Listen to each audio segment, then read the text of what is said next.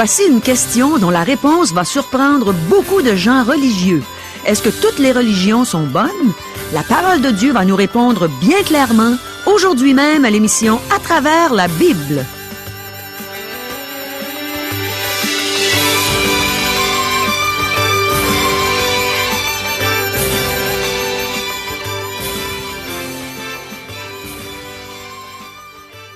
Chers auditeurs, pour en savoir davantage sur le contenu de cette émission, vous pouvez contacter en tout temps Radio Espoir via Internet à www.radioespoir.ca ou par téléphone, sans frais, au 1-877-l'Espoir, 1-877-537-7647.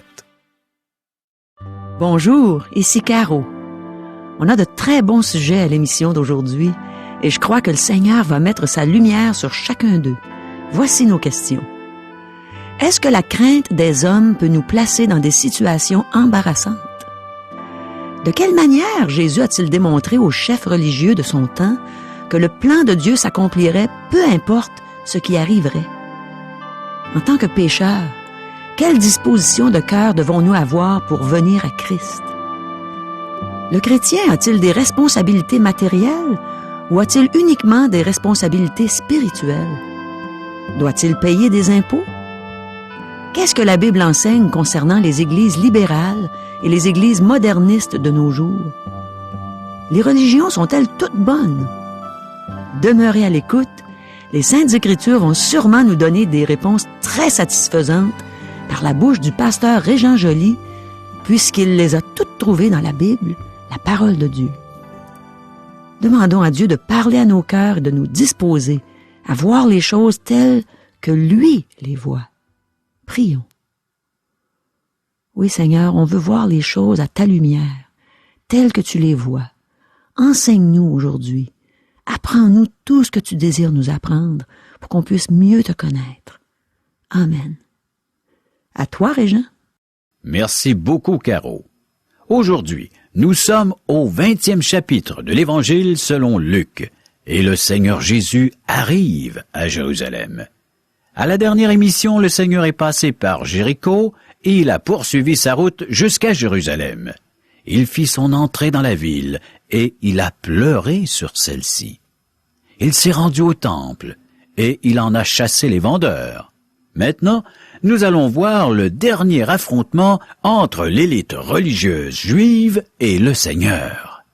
Celle-ci était composée des Hérodiens, des pharisiens et des sadducéens. Matthieu les a présentés dans cet ordre, mais Luc a un but différent et nous le remarquerons au cours de l'étude de ce chapitre. C'est-à-dire le 20e chapitre de l'Évangile selon Luc. Chers amis, débutons notre lecture, versets 1 à 3. Un de ces jours-là, comme Jésus enseignait le peuple dans le temple et qu'il annonçait la bonne nouvelle, les principaux sacrificateurs et les scribes avec les anciens survinrent et lui dirent: « Dis-nous, par quelle autorité fais-tu ces choses? Ou qui est celui qui t'a donné cette autorité? » Il leur répondit: « Je vous adresserai aussi une question. Jésus a enseigné dans le temple chaque jour jusqu'à son arrestation, juste avant la Pâque. Il répond encore une fois à une question avec une question.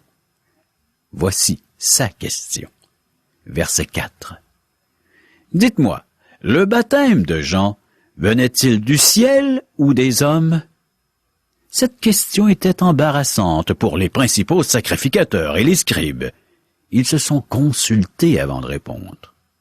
Versets 5 à 8. Mais ils raisonnèrent ainsi entre eux. Si nous répondons du ciel, il dira: pourquoi n'avez-vous pas cru en lui? Et si nous répondons des hommes, tout le peuple nous lapidera, car il est persuadé que Jean était un prophète. Alors ils répondirent qu'ils ne savaient d'où il venait. Et Jésus leur dit: moi non plus, je ne vous dirai pas par quelle autorité je fais ces choses. Leur question n'était ni sincère, ni honnête. S'ils avaient reconnu que Jean était un prophète, ils auraient aussi accueilli le Seigneur Jésus. S'ils avaient cru Jean, ils auraient accepté l'autorité du Seigneur Jésus. La question de Jésus a forcé les principaux sacrificateurs et les scribes à admettre publiquement que Dieu ne leur avait pas révélé si Jean-Baptiste était prophète. S'ils n'étaient pas qualifiés pour juger de l'autorité de Jean, ils ne l'étaient pas pour juger de celle de Jésus. Indirectement, Jésus affirme qu'il agit selon la même autorité que Jean, une autorité divine, tout en ne permettant pas aux sacrificateurs et aux scribes de juger de son autorité. Parce qu'ils ont craint les hommes, la foule dans ce cas-ci, les principaux sacrificateurs et les scribes se sont retrouvés dans une situation embarrassante. Versets 9 à 16. Il se mit ensuite à dire au peuple cette parabole. Un homme planta une vigne, la ferma à des vignerons, et quitta pour longtemps le pays. Au temps de la récolte, il envoya un serviteur vers les vignerons pour qu'il lui donne une part du produit de la vigne. Les vignerons le battirent et le renvoyèrent à vide. Il envoya encore un autre serviteur. Ils le battirent, l'outragèrent et le renvoyèrent à vide. Il en envoya encore un troisième. Ils le blessèrent et le chassèrent. Le maître de la vigne dit, « Que ferai-je? J'enverrai mon fils bien-aimé.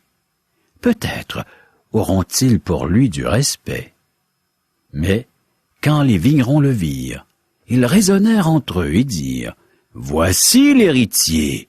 Tuons-le, afin que l'héritage soit à nous. » Et ils le jetèrent hors de la vigne et le tuèrent. Maintenant, que leur fera le maître de la vigne? Il viendra, fera périr ses vignerons, et il donnera la vigne à d'autres. Lorsqu'ils eurent entendu cela, ils dirent, « À Dieu ne plaise. » Le propriétaire de la vigne envoya ses serviteurs vers les vignerons afin de recevoir une part du produit de la vigne. Tous les serviteurs furent battus. Dieu avait envoyé plusieurs prophètes vers la nation d'Israël. Ils furent tous rejetés. Plusieurs furent mis à mort. Finalement, le Père a envoyé son Fils. Jésus-Christ est le fils de la parabole et il démontre à l'élite religieuse qu'il connaît leurs intentions à son égard.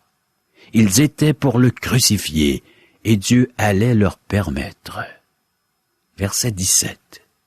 Mais, jetant les regards sur eux, Jésus dit, « Que signifie donc ce qui est écrit? La pierre qu'ont rejetée ceux qui bâtissaient est devenue la principale de l'angle. » Le Seigneur leur dit qu'il le tuerait, mais qu'il ne déjouerait pas le plan et le but de Dieu.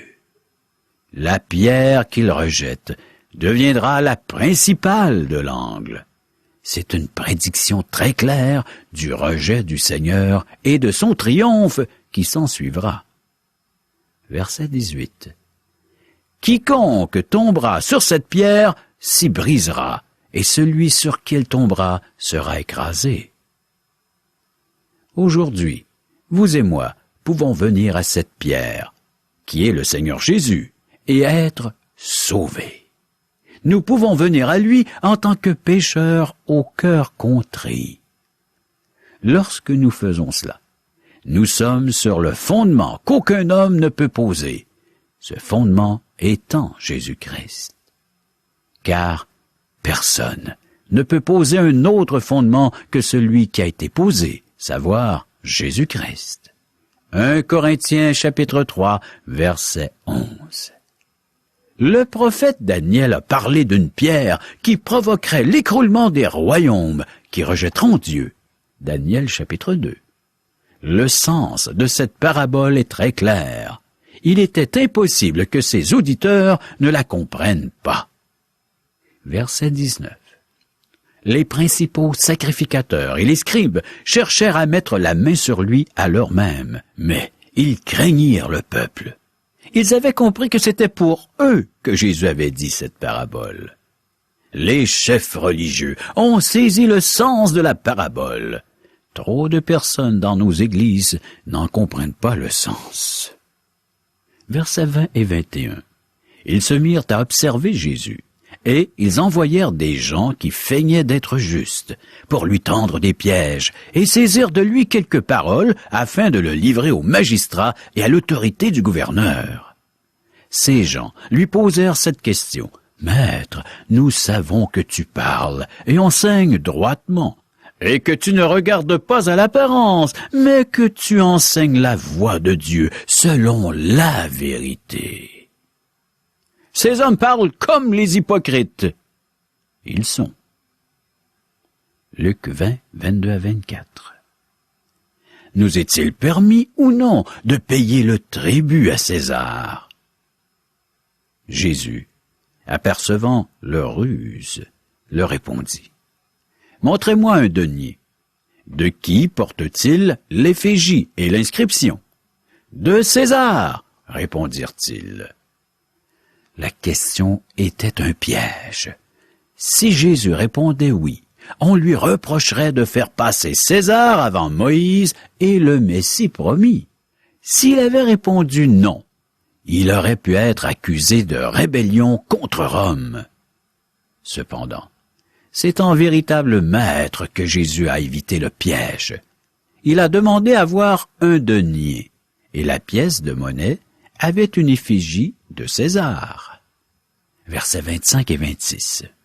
Alors il leur dit, « Rendez donc à César ce qui est à César, et à Dieu ce qui est à Dieu. » Ils ne purent rien reprendre dans ses paroles devant le peuple, mais, étonnés de sa réponse, ils gardèrent le silence. Les Juifs utilisaient l'argent romain. Rome avait apporté des avantages et des privilèges. Rome faisait régner la loi et l'ordre en plus de protéger la Judée. Rome gardait des voies de communication terrestre et maritime ouvertes. Son argent était la monnaie universelle, ce qui favorisait le commerce. César apportait des bienfaits, donc quelque chose lui était dû. Par contre, bien des choses revenaient aussi à Dieu. En effet, il a créé la lumière, l'air, l'eau et la matière avec laquelle on peut fabriquer les deniers et construire les routes. Nous avons des responsabilités à l'égard de la société et à l'égard de Dieu. Oui, cher ami, il existe des responsabilités matérielles ainsi que des spirituelles. Les citoyens des cieux paient des taxes sur terre. Par contre, les pèlerins sur terre devraient aussi amasser des trésors dans les lieux célestes. Versets 27 et 28. Quelques-uns des Sadducéens qui disent qu'il n'y a point de résurrection, s'approchèrent et posèrent à Jésus cette question. « Maître, voici ce que Moïse nous a prescrit. Si le frère de quelqu'un meurt, ayant une femme sans avoir d'enfant, son frère épousera la femme et suscitera une postérité à son frère. » Cette loi est donnée dans le livre du Deutéronome, chapitre 25, versets 5 et 6. C'est une loi inhabituelle, mais nous la voyons appliquée dans le livre de Ruth. Versets 29 à 36. Or, il y avait 7 frères. Le premier se maria et mourut sans avoir d'enfant. Le second et le troisième épousèrent la veuve. Il en fut de même des 7 qui moururent sans laisser d'enfant. Enfin, la femme mourut aussi. À la résurrection, duquel d'entre eux sera-t-elle donc la femme? Car les 7 l'ont eue pour femme. Jésus leur répondit, « Les enfants de ce siècle prennent des femmes et des maris, mais ceux qui seront trouvés dignes d'avoir part au siècle à venir et à la résurrection des morts ne prendront ni femme ni mari, car ils ne pourront plus mourir, parce qu'ils seront semblables aux anges et qu'ils seront fils de Dieu, étant fils de la résurrection. » Selon Matthieu et Marc, Jésus leur a dit qu'il ne comprenait ni les Écritures ni la puissance de Dieu. Versets 37 et 38. Que les morts ressuscitent, c'est ce que Moïse a fait connaître quand, à propos du buisson, il appelle le Seigneur le Dieu d'Abraham, le Dieu d'Isaac et le Dieu de Jacob. Or, Dieu n'est pas Dieu des morts, mais des vivants, car pour lui, tous sont vivants. Jésus-Christ avait répondu aux Hérodiens et aux pharisiens. Maintenant, les Sadducéens, qui correspondent aux modernistes de notre monde religieux contemporain, pensent ridiculiser Jésus avec leurs questions. Les pharisiens correspondent aux conservateurs orthodoxes. Les Sadducéens rejetaient le surnaturel, donc ils ne croyaient pas à la résurrection. Les Sadducéens sont apparus vers 300 avant Jésus-Christ. La plupart des principaux sacrificateurs et les chefs du temple étaient des Sadducéens. Ils étaient influents et riches. Nous notons encore aujourd'hui que les églises riches sont libérales, ainsi que leurs dirigeants. La nature humaine n'a pas changé au cours des siècles. Les Sadducéens rejetaient les éléments surnaturels des Écritures. Sur ce point, ils s'opposaient aux pharisiens qui croyaient au surnaturel. Ils n'acceptaient pas que les Écritures soient sans erreur. Les Sadducéens ressemblaient aux théologiens libéraux d'aujourd'hui. Au sujet des conservateurs et des modernistes, le docteur Louis Berkhoff a dit « Ces deux groupes sont si différents que l'un d'eux devra cesser de s'appeler chrétien. » Je pense que les modernistes ne sont pas véritablement chrétiens. Leurs églises devraient s'afficher comme des clubs sociaux religieux. Les Sadducéens furent les plus grands ennemis de Jésus-Christ, et ce sont eux qui ont principalement persécuté la jeune Église. Les pharisiens et les Sadducéens se liguèrent pour persécuter le Seigneur Jésus. Après la mort de Jésus, les pharisiens n'ont pas insisté davantage. Ils n'étaient plus intéressés à persécuter Jésus ou ses disciples. En fait, plusieurs se sont convertis. Par contre, les Sadducéens menèrent le bal afin de persécuter l'Église. Ce sont eux qui ont persécuté la jeune Église dans les chapitres 3 et 4 du livre des Actes. Son opinion sur la résurrection permettait d'identifier un Sadducéen. C'est de même avec les libéraux ou les modernistes. Ils nient la résurrection physique de Christ ainsi que toutes les résurrections mentionnées dans la Bible. Nulle part dans la Bible voyons-nous un Sadducéen venir à Christ pour son salut. Nicodème, qui était pharisien, s'est converti. Nous lisons dans le livre des Actes, chapitre 6, verset 7.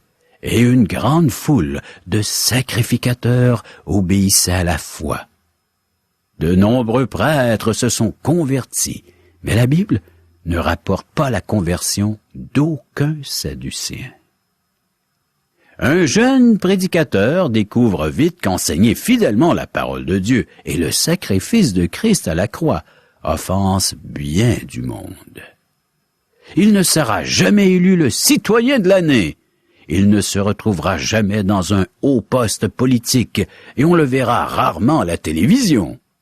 Il est souvent tentant de mettre de côté l'évangile du Seigneur Jésus-Christ afin de devenir un prédicateur populaire.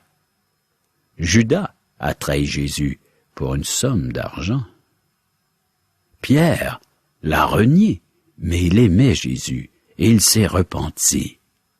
Lorsqu'un homme délaissera Jésus pour devenir populaire, il y reviendra rarement.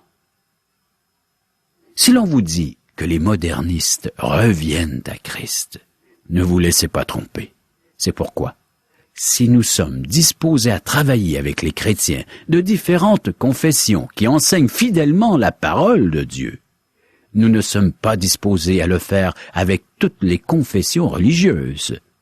Ah, chers amis, tous ces Sadducéens étaient les pires ennemis de Jésus-Christ, qu'ils soient du premier ou du présent siècle. Versets 39 à 47. Quelques-uns des scribes, prenant la parole, dirent « Maître, tu as bien parlé. » Et ils n'osaient plus lui poser aucune question. Jésus leur dit « Comment dit-on que le Christ est fils de David? David lui-même dit dans le livre des Psaumes, « Le Seigneur a dit à mon Seigneur, « Assieds-toi à ma droite, jusqu'à ce que je fasse de tes ennemis ton marchepied. » David donc l'appelle Seigneur. Comment est-il son fils? Tandis que tout le peuple l'écoutait, il dit à ses disciples, « Gardez-vous des scribes, qui aiment à se promener en robe longue et à être salués sur les places publiques, qui recherchent les premiers sièges dans les synagogues et les premières places dans les festins, qui dévorent les maisons des veuves et qui font pour l'apparence de longues prières. Ils seront jugés plus sévèrement. » Jésus enseigne qu'il est né d'une vierge. Sinon, comment le roi David pouvait-il appeler un de ses descendants son Seigneur? David pouvait faire cela seulement si le Seigneur Jésus était le Seigneur de David. Donc, Jésus était davantage que le fils de David. Il était le Fils de Dieu, né d'une vierge. Oui, chers amis, Jésus est bel et bien différent. Mais avez-vous remarqué aussi que les gens ne veulent pas un Jésus différent? Les gens voudraient un Jésus qui leur ressemble, qui soit comme eux. Pécheurs, comme les Sadducéens, comme les pharisiens, qui cherchaient à avoir un Jésus semblable à eux. Aujourd'hui, nous faisons exactement la même chose. Nous cherchons un Jésus qui est semblable à nous. Nous allons dire que Jésus était alcoolique parce qu'il aimait le vin, le bon vin. Nous allons dire que Jésus était un homosexuel parce qu'il était avec un groupe d'hommes. Et ainsi de suite. C'est le reflet de notre cœur, de notre vie que nous faisons sur la personne de Jésus.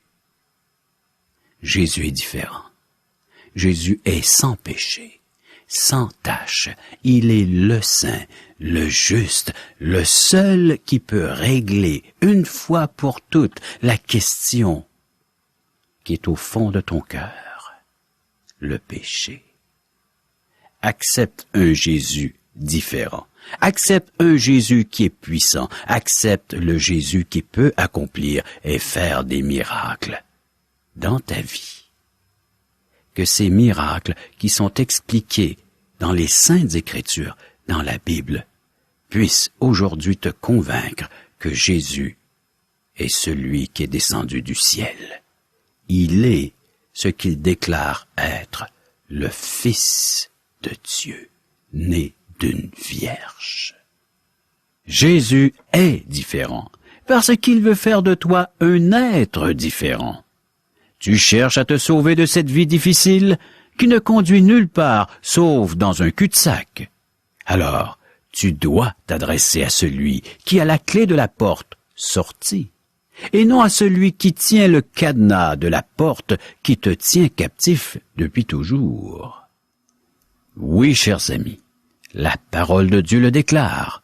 Le monde est captif de Satan, du prince de ce monde, qui a le pouvoir de faire de vous ce qu'il veut. À moins que vous ayez reçu l'Esprit de Dieu par la foi en Jésus-Christ seul, celui qui peut vous conduire vers la porte sortie, si vous le voulez. Voici ce que dit le texte. Jean chapitre 3 versets 16 et 17. Car Dieu a tant aimé le monde qu'il a donné son Fils unique, afin que quiconque croit en lui ne périsse point, mais qu'il ait la vie éternelle. Dieu, en effet, n'a pas envoyé son Fils dans le monde pour qu'il juge le monde, mais pour que le monde soit sauvé par lui. Prochaine émission, Luc 21. Merci, Régent. J'ai bien aimé quand tu as dit qu'il y a plus d'une bonne religion, mais que les religions ne sont pas nécessairement toutes bonnes. Il m'arrive de temps en temps de parler aux gens à propos de Jésus. Je leur dis ce qu'il a fait pour moi, qu'il a souffert, qu'il est mort sur la croix pour payer la dette de mes péchés, qu'il est ressuscité le 3e jour, qu'il est monté au ciel où il est présentement en train de me préparer une place. Et je leur dis que c'est aussi pour eux que Jésus est mort sur la croix. Et souvent, je ne me rends pas beaucoup plus loin que ça, puisqu'ils me disent aussitôt qu'ils font partie de telle ou telle religion, qu'ils pratiquent leur religion et que de toute façon, toutes les religions sont bonnes. Mes amis, comment pouvons-nous dire qu'une religion est bonne quand elle enseigne qu'il y a un Dieu qui n'est pas le Dieu de la Bible, ou quand elle nie l'existence de Dieu le Père, Dieu le Fils et Dieu le Saint-Esprit? L'apôtre Jean nous enseigne ce qu'on a besoin de savoir à ce sujet dans sa première épître au chapitre 2 et versets 22 et 23. Il dit « Qui est menteur, sinon celui qui nie que Jésus est le Christ? Celui-là est l'Antéchrist qui nie le Père et le Fils. Quiconque nie le Fils n'a pas non plus le Père. Quiconque se déclare publiquement pour le Fils a aussi le Père. » Et Jésus a dit à Philippe, dans l'Évangile de Jean, au chapitre 14, verset 6, « Je suis le chemin, la vérité et la vie.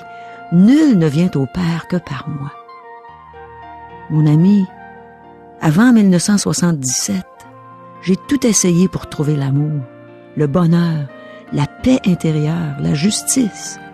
J'ai lu des livres sur la pensée positive, j'ai fait du yoga.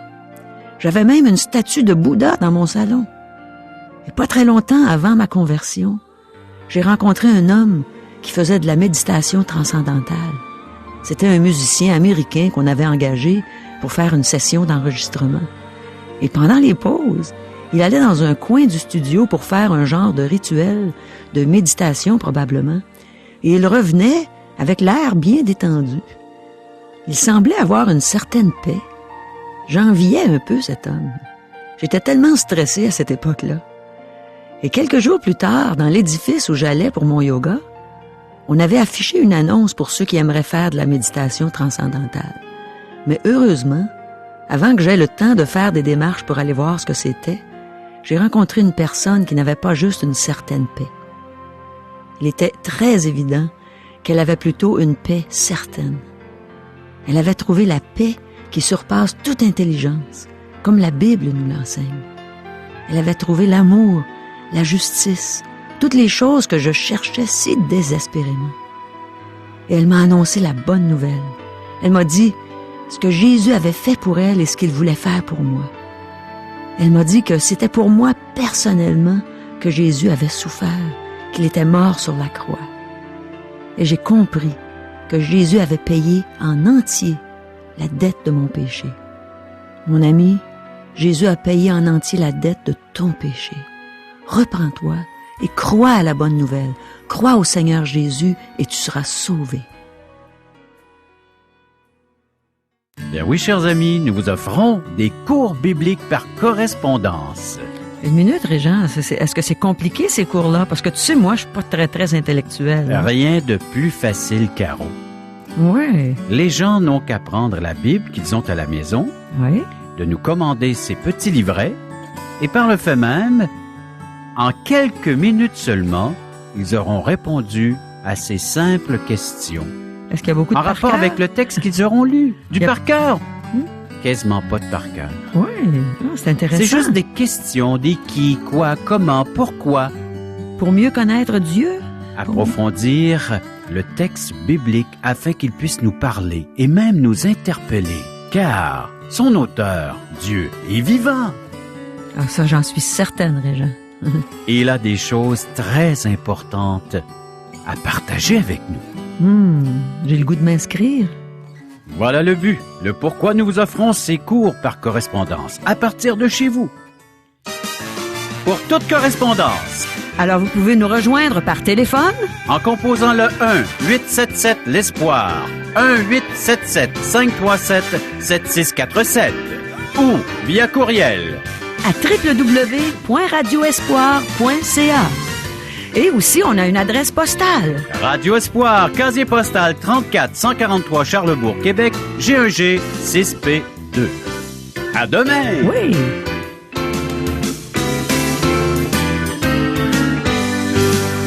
Cette émission vous a été présentée par Radio Espoir.